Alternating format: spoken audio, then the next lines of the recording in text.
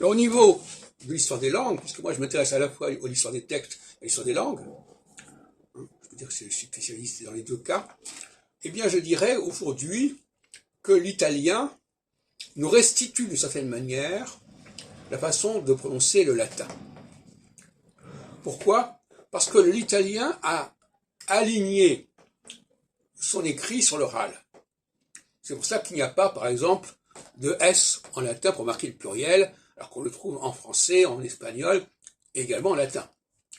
Parce que probablement, on ne prononçait pas le S. D'ailleurs, c'est ce que fait le français. On ne prononce pas les S finales. Mais il les écrit. Alors que l'italien ne les écrit même pas. Donc,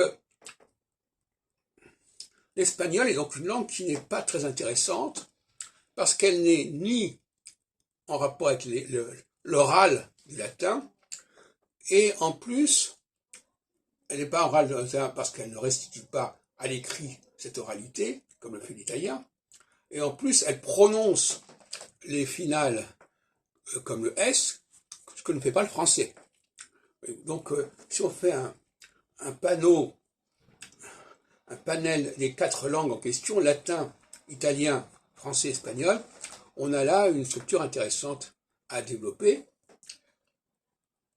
en sachant qu'effectivement, le point aveugle en général, c'est l'oralité. Alors on nous a proposé une certaine prononciation du latin, bon, qui a une certaine valeur probablement, mais elle doit s'appuyer sur des faits de langage. Et l'italien est une bonne façon de cerner la prononciation du latin. En réalité, il ne faudrait pas parler comme ça, puisque ce qui est écrit n'est jamais que la transcription de l'oralité. Il ne faut pas inverser les choses.